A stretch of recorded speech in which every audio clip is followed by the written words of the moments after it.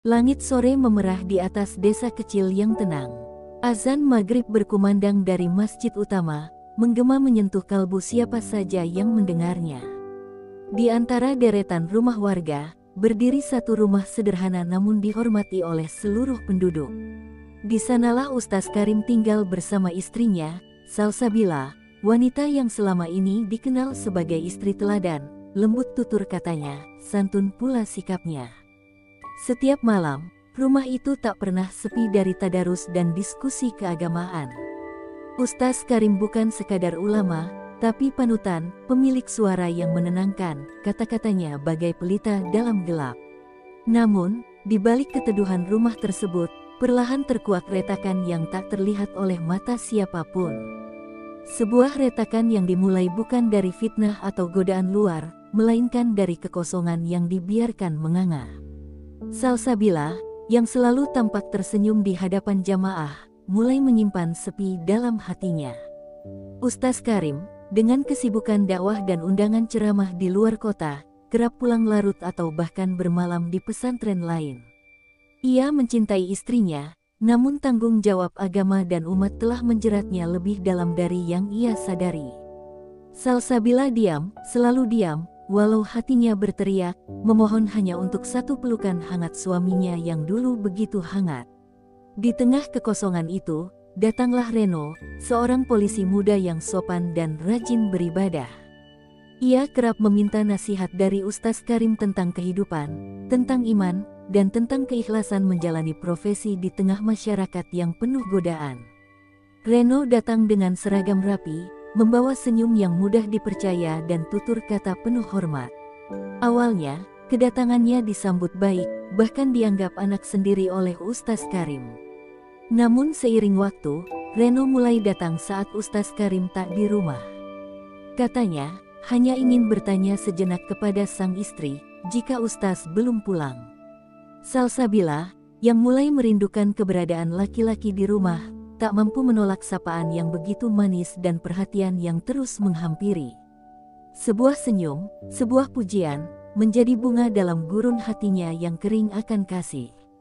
Tatapan Reno tak lagi sebatas hormat, tapi menyimpan hasrat yang ditutupi rapat.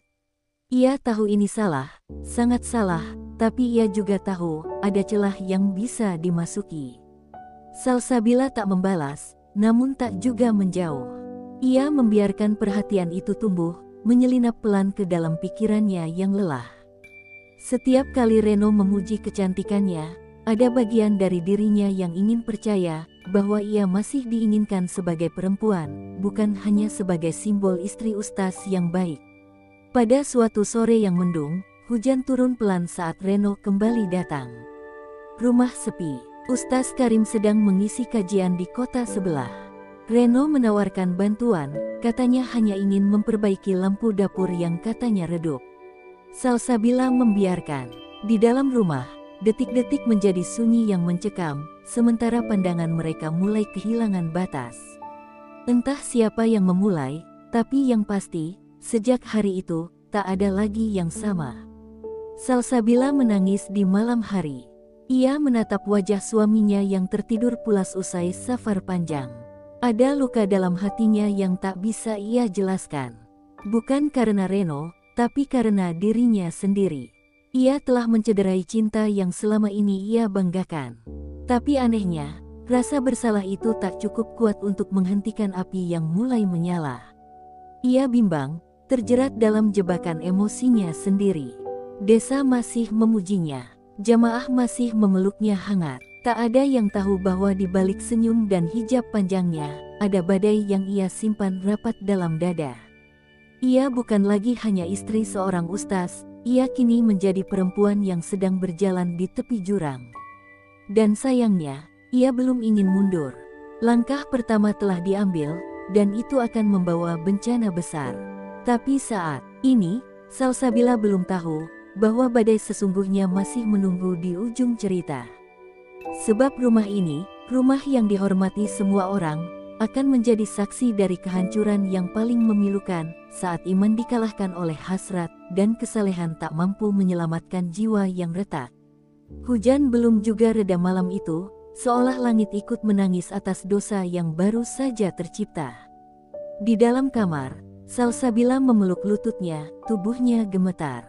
Air matanya mengalir tanpa suara, seakan takut didengar oleh dinding rumah yang selama ini menjadi tempat berkumpulnya doa-doa.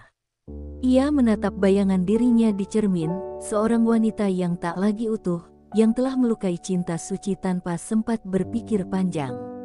Reno tak langsung pergi setelah kejadian itu. Ia duduk di ruang tamu dengan tangan mengepal dan pandangan kosong. Rasa bersalah menekan dadanya, tapi juga dibalut dengan kenikmatan terlarang yang tak bisa ia sangkal. Ia tahu, tak ada jalan kembali. Dan anehnya, ia tak menyesal. Justru ia ingin lebih.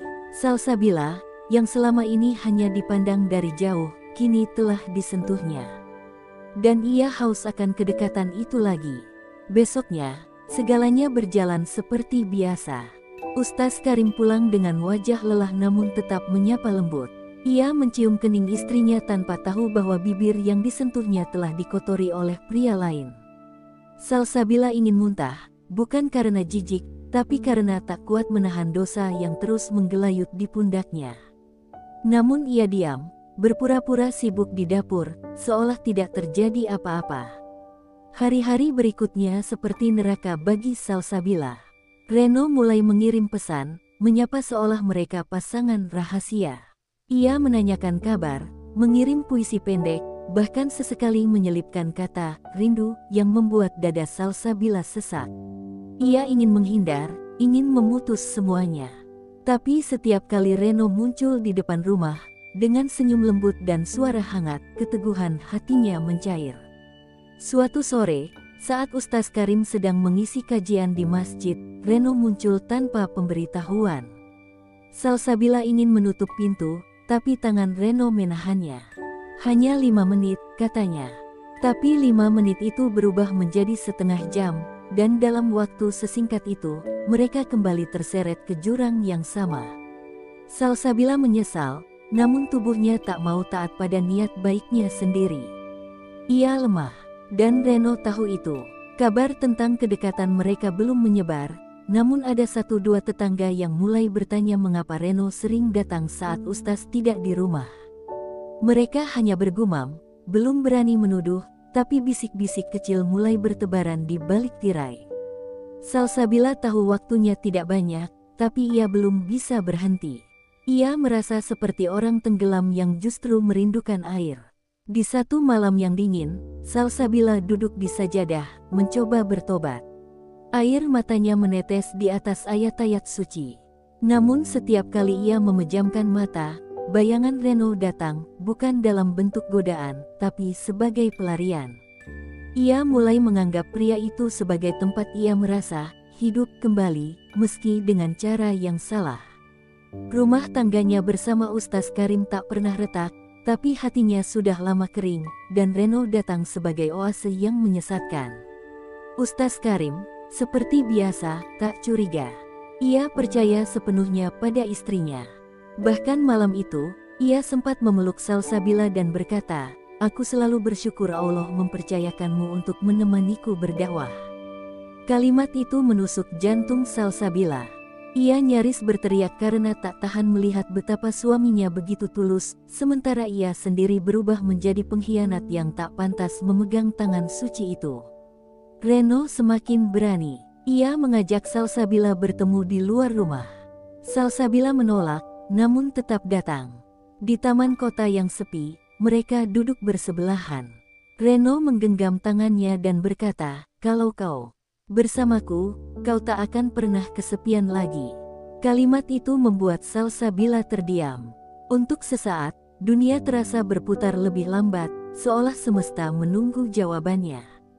Namun yang tak mereka sadari, langkah mereka telah mendekati jurang kehancuran. Semakin mereka mencoba menyembunyikan hubungan itu, semakin banyak mata mulai memperhatikan.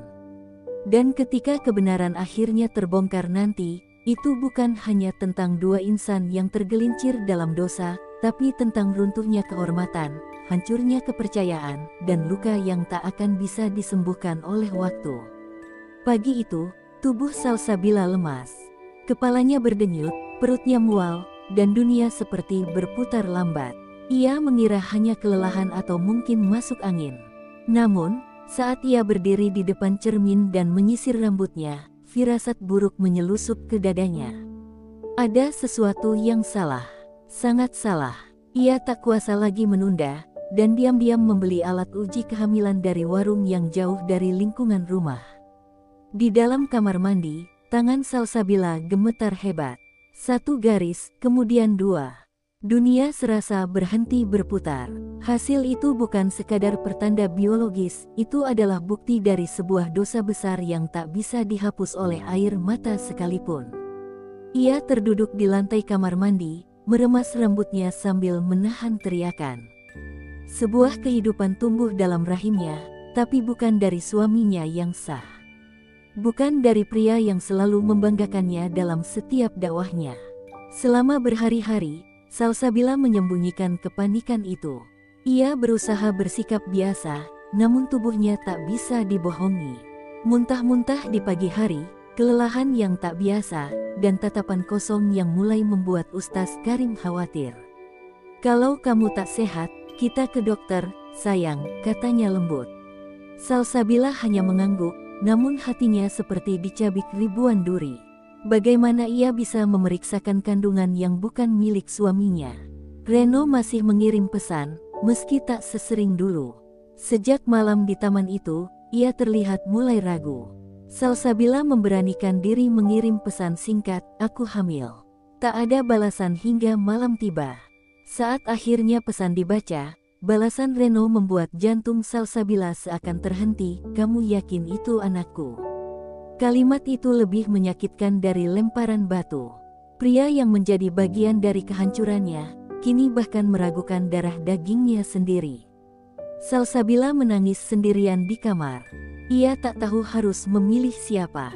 Meninggalkan Ustaz Karim berarti membunuh lelaki paling baik yang pernah mengenalnya. Tapi mempertahankan pernikahan ini dengan membawa anak pria lain, itu pengkhianatan berganda. Ia sempat berpikir menggugurkan kandungan itu, namun setiap kali hendak melakukannya, nurani berteriak keras, "Itu nyawa." Hari demi hari, rahasia itu membesar dalam tubuhnya, tapi juga membusuk dalam batinnya. Di balik senyum dan gerakan salatnya, ada tangis yang terus memohon ampun. Tapi ia tahu, ampunan tidak datang dengan mudah. Tidak setelah ia menghancurkan 2 laki-laki, satu yang ia cintai diam-diam, satu lagi yang mencintainya tanpa syarat. Di luar sana, Reno mulai menjauh. Tak ada lagi kabar. Ia menghilang bak ditelan bumi, meninggalkan Salsabila dalam neraka ciptaannya sendiri. Bahkan ketika Salsabila menelepon dengan suara bergetar, hanya dering panjang yang menyambut. Seolah Reno menganggap semuanya selesai begitu saja, padahal badai baru saja mulai. Dan di suatu malam, ketika Ustaz Karim mendekat dengan wajah penuh cinta, membelai perut istrinya yang mulai sedikit membesar, ia berkata dengan senyum haru, "Subhanallah, apa aku akan jadi ayah?" Tubuh Salsabila kaku, lidahnya keluh. Ia hanya mengangguk pelan, sementara di dalam hatinya, suara jeritan tak terdengar memecah seluruh nurani yang tersisa. Takdir kini telah menjeratnya. Ia bukan lagi sekadar wanita yang khilaf, tapi kini menjadi ibu dari anak yang tak akan pernah bisa ia perkenalkan dengan jujur kepada dunia. Dan Salsabila tahu, rahim ini bukan sekadar wadah kehidupan, tapi penjara sunyi bagi dosa yang tak lagi bisa ditebus. Malam itu, angin berembus lebih dingin dari biasanya. Salsabila duduk di sudut tempat tidur, membelai perutnya yang mulai menonjol. Tak ada pelukan Reno, tak ada ketenangan dari Ustaz Karim, hanya bayang-bayang yang terus menghantuinya. Ia kini merasa menjadi musuh bagi dirinya sendiri. Di luar, suara azan Isya menggema, seolah mengingatkannya bahwa waktu tak menunggu pengakuan, dan kejujuran yang tertunda hanya akan menjadi bencana yang menunggu meledak. Ustaz Karim masih dengan ketulusan yang sama. Ia bahkan mulai berceramah tentang kebesaran peran ibu dalam Islam. Setiap kata yang keluar dari mulut suaminya seperti sembilu yang mengiris pelan jiwanya. Ia ingin berteriak, ingin memeluk suaminya dan mengaku segalanya. Namun ketakutan lebih kuat dari keberanian. Ia tahu, satu kejujuran akan menghanguskan segalanya, rumah tangga, nama baik, bahkan reputasi suaminya sebagai ustaz yang disegani. Sementara itu, Reno benar-benar menghilang. Panggilan dan pesan hanya berakhir dengan tanda centang satu. Seperti seorang pengecut, ia meninggalkan Salsabila menghadapi badai sendiri. Pria berseragam yang dulu terlihat gagah kini berubah menjadi bayangan kelam yang membekas dalam tiap helaan napas.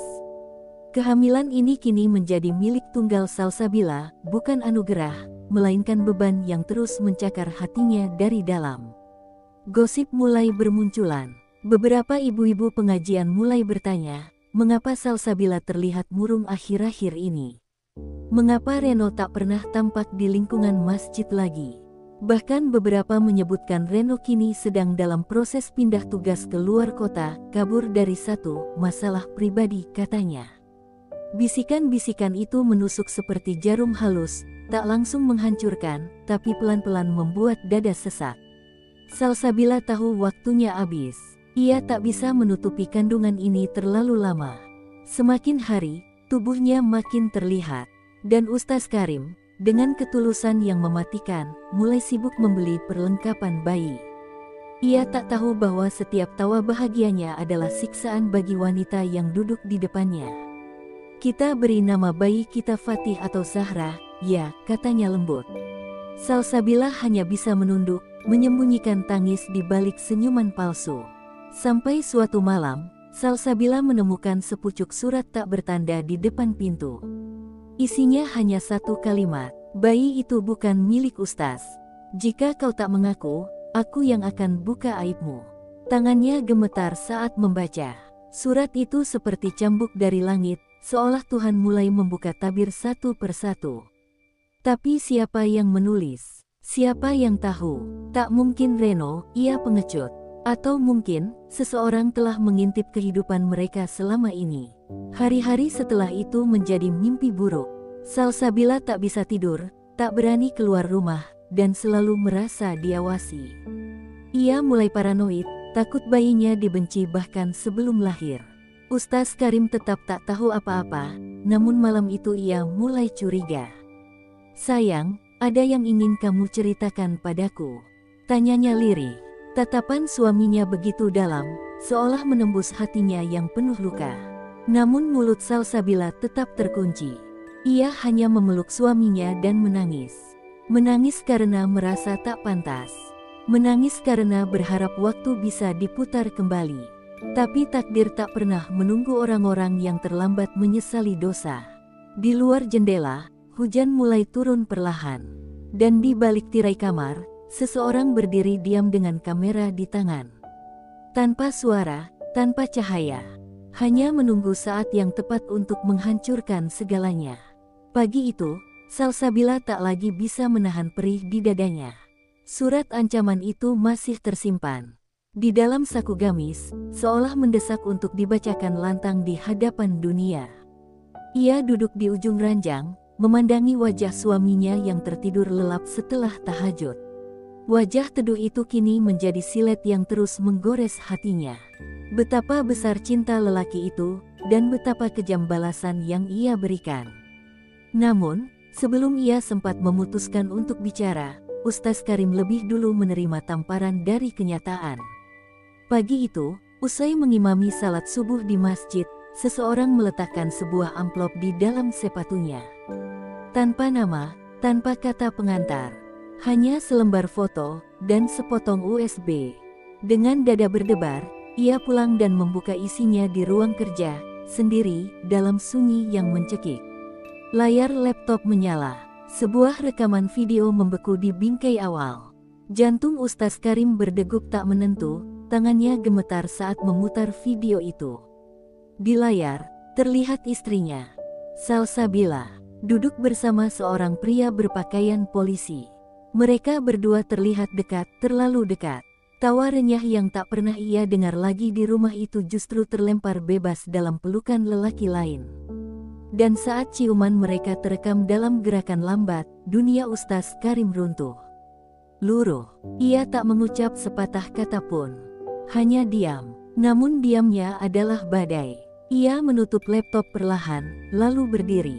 Wajahnya dingin, matanya kehilangan cahaya iman yang selama ini memancar kuat. Ia berjalan menuju kamar, memandangi istrinya yang sedang melipat baju bayi. "Kapan kamu berniat cerita?" Suaranya pelan, namun tegas. Salsabila menoleh dengan tubuh gemetar, bibirnya kaku seperti beku oleh dosa.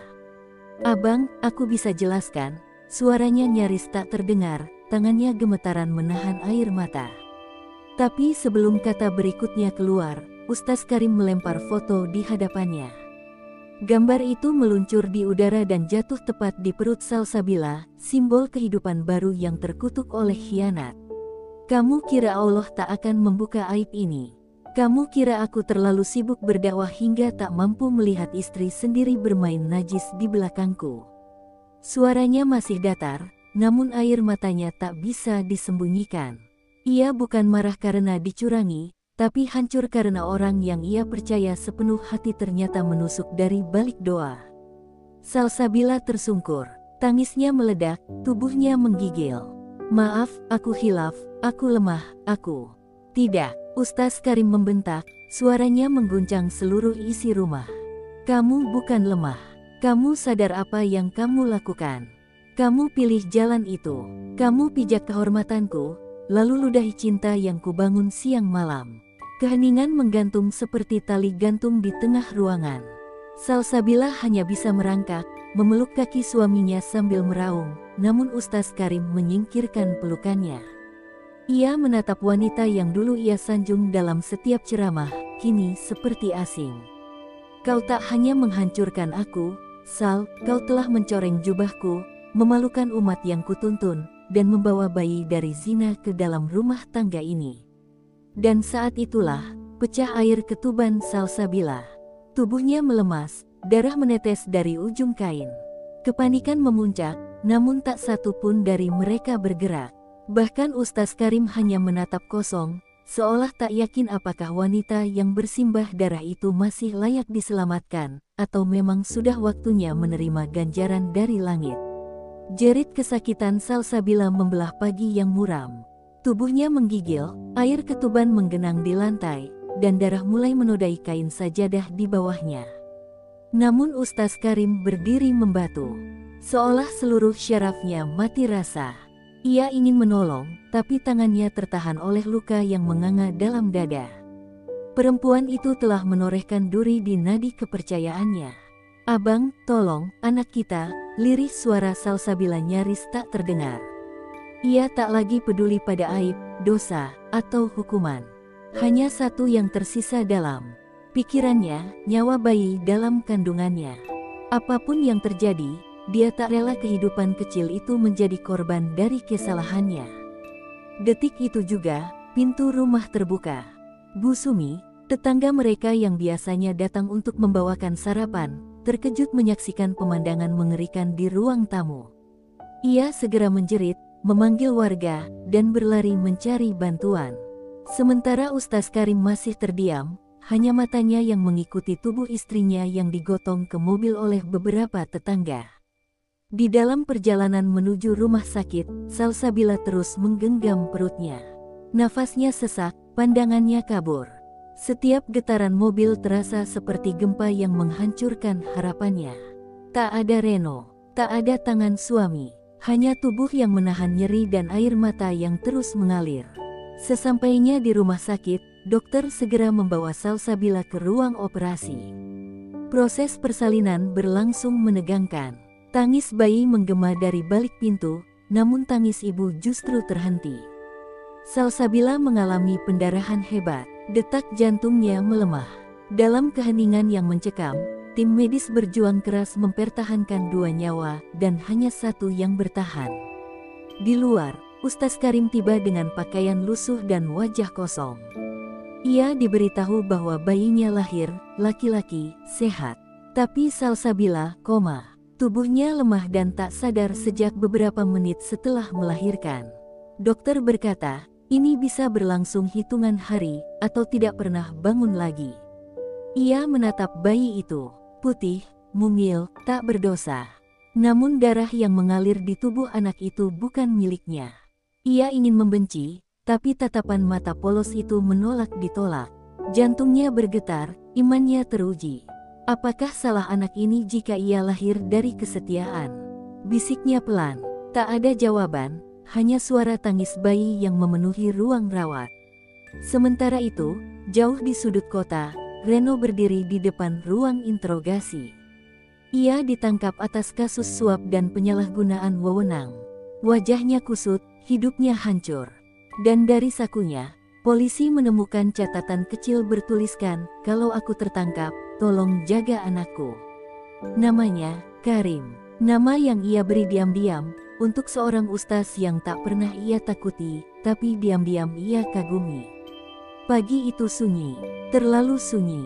Di ruang rawat dengan cat dinding putih kusam dan aroma antiseptik yang menusuk, Ustaz Karim duduk di kursi plastik sambil mengayun pelan box bayi di samping ranjang. Bayi itu tidur dengan damai, sesekali mengerucutkan bibir mungilnya seolah ingin mengisap udara. Ia tak tahu apa-apa. Ia tak mengerti luka yang melahirkannya, ataupun pertumpahan air mata yang menyambut kelahirannya. Ustaz Karim menatap wajah bocah itu. Jelas sekali, tak ada setetes pun kemiripan dengannya. Tapi anehnya, semakin ia memandang, semakin tak tega ia membenci. "Kau bukan anakku," gumamnya pelan, "tapi kau juga tak bersalah." Tangannya terulur, menyentuh pipi halus bayi itu. Dalam diam, hatinya berperang. Antara harga diri yang tercabik dan hati nurani yang belum mati. Ia ingat betul wajah-wajah jamaah yang menunduk khusyuk di setiap kajian, percaya penuh pada petuahnya. Kini, bagaimana ia bisa berbicara tentang iman dan keteguhan, sementara rumahnya sendiri menjadi sarang luka? Saat itu, perawat masuk. "Ustaz, istrinya masih belum ada perubahan," ucapnya pelan. Tapi, tubuhnya merespons ketika anak ini didekatkan. Ustaz Karim menoleh cepat. "Respon seperti apa?" tanya dia, menahan harap yang nyaris padam. Tangan kirinya bergerak, sangat lemah, tapi itu kemajuan. Seketika tubuhnya lemas. Harapan yang semula redup, tiba-tiba menyala kecil, menari-nari seperti pelita di tengah gelap. Ia berdiri, lalu menggendong bayi itu perlahan, membawanya mendekat ke sisi Salsabila. Wajah perempuan itu pucat, dengan selang yang menempel di hidung dan tangan. Namun saat bayi itu menangis, kelopak mata Salsabila tampak berkedut. Ustaz Karim tercekat. "Sal, kalau kau bisa dengar, bangunlah. Setidaknya, untuk anakmu," lirihnya, nyaris seperti doa. Tangisan bayi semakin kencang. Tubuh mungil itu menggeliat, seolah tak rela ditinggalkan dalam dunia yang penuh kebencian. Dan pada detik itu, dari ujung mata Salsabila, setetes air mengalir turun. Pelan, sunyi, tapi menghantam Ustaz Karim seperti badai. Ia menggenggam tangan istrinya, kali ini tak penuh amarah, melainkan iba. "Kau salah besar, tapi kau juga ibu, dan anak ini butuhmu. Kita semua butuh penebusan, bukan penghakiman." Namun saat ia memalingkan wajah, ia terkejut melihat sosok tua berdiri di ambang pintu. Pak Kiai Malik, guru sekaligus mentornya dalam dakwah. Wajah beliau serius, namun tak menyimpan murka. Ia melangkah masuk, menatap bayi itu lalu menatap Karim. "Bagaimana kau akan menyikapi takdir ini, nak?" Ustaz Karim menunduk. "Saya belum tahu, Kiai. Tapi saya tahu satu hal, dosa tak bisa diwariskan. Anak ini bukan musuh saya. Ia adalah ujian, dan mungkin jalan saya untuk kembali pada Allah, bukan malah menjauh." Kiai Malik mengangguk perlahan. "Kau diuji bukan karena Allah membencimu, tapi karena Dia ingin kau naik kelas." Dan pagi itu, untuk pertama kalinya setelah berhari-hari, Ustaz Karim tersenyum. Kecil, ragu, tapi nyata, karena di pelukannya ada kehidupan yang menanti dimaafkan, meski belum pernah bersalah. Hari itu hujan turun perlahan. Rintiknya menyapu jendela kamar rumah sakit, membentuk garis-garis kaca yang seperti meniru tangisan langit. Ustaz Karim berdiri membisu di sisi ranjang. Di tangannya, bayi mungil itu kembali terlelap setelah semalaman rewel. Tubuhnya masih kecil, namun telah menanggung beban yang bukan miliknya, sebuah warisan luka dari orang dewasa yang terlalu lemah menjaga amanah. Salsabila belum juga membuka mata. Sudah 3 hari sejak air matanya jatuh di hadapan anak itu. Dokter bilang ada kemungkinan ia terbangun, namun bisa juga sebaliknya. Namun pagi itu, di tengah bisu yang menyesakkan, kelopak matanya berkedip pelan. Jari-jarinya bergerak, lalu bibirnya bergetar, seolah ingin menyampaikan sesuatu yang tak mampu dikatakan dengan suara. Karim, suara serak itu pecah di udara. Lemah, nyaris tak terdengar, namun cukup untuk mengguncang dunia lelaki yang berdiri di hadapannya. Ustaz Karim terdiam, tak ada amarah tersisa. Yang ada hanya campuran getir, iba, dan luka yang belum sempat kering. Ia duduk perlahan, mendekap anak itu ke dada, lalu menatap perempuan yang pernah menghancurkannya, namun kini juga satu-satunya yang bisa menyelamatkan si kecil dari dunia yang penuh penghakiman. Aku tak punya hak minta maaf, tapi aku mohon, jangan buang dia. Jangan biarkan dia tumbuh tanpa cinta, ucap Salsabila dengan mata basah. Salsabila, jawab Karim pelan, yang kau lakukan menghancurkan segalanya. Tapi Allah tetap memberiku pilihan, membalas dengan kebencian, atau menyembuhkan dengan pengampunan. Aku pilih yang kedua, bukan untukmu, tapi untuk anak ini. Salsabila menangis, tangis yang bukan hanya keluar dari tubuh, tapi dari jiwa yang tercabik. Ia tahu, tak akan pernah ada yang bisa menghapus aibnya. Namun saat matanya menatap bayi itu, dan tangan Karim menyentuh pipinya tanpa rasa jijik, ia sadar Allah masih memberinya satu kesempatan terakhir untuk menjadi ibu, meski bukan lagi istri. Beberapa hari kemudian, masyarakat sekitar heboh dengan kabar bahwa sang ustaz merawat bayi dari hasil perselingkuhan istrinya sendiri. Ada yang mencibir, ada pula yang mengagumi. Tapi Karim tak menjelaskan apapun. Ia hanya berkata, anak ini tidak minta dilahirkan. Maka aku bertanggung jawab bukan karena darah, tapi karena iman. Salsabila akhirnya dibawa ke pesantren khusus rehabilitasi perempuan. Ia sendiri yang memohon agar dipisahkan dari anak itu.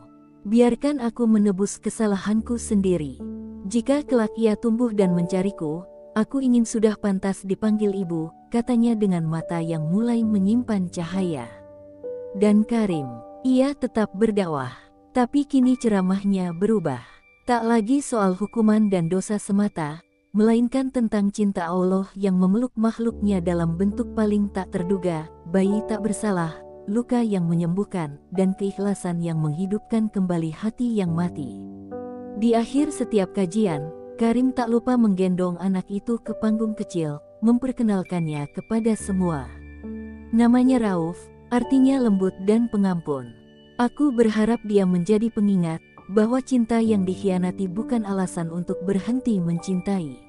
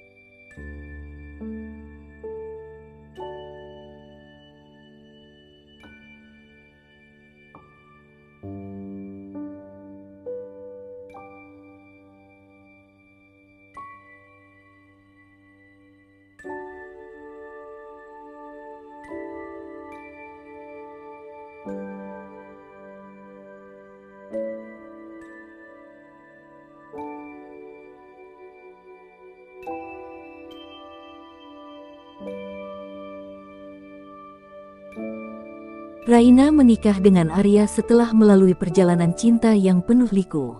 Ia percaya bahwa pernikahannya akan membawa kebahagiaan, meski Maya, ibu Arya, tidak pernah menyukai dirinya. Maya menganggap Raina tidak sepadan dengan status keluarga mereka yang terpandang. Ketidaksetujuan Maya perlahan menjadi awan gelap dalam hubungan rumah tangga mereka. Meski Raina berusaha keras menjadi menantu yang baik, sikap dingin Maya tidak pernah berubah. Maya terus mencari-cari kesalahan, dari hal kecil seperti cara Raina memasak hingga masalah besar yang sebenarnya tidak pernah terjadi. Arya sering terjebak di antara keduanya, membuat hubungan suami istri itu mulai goyah.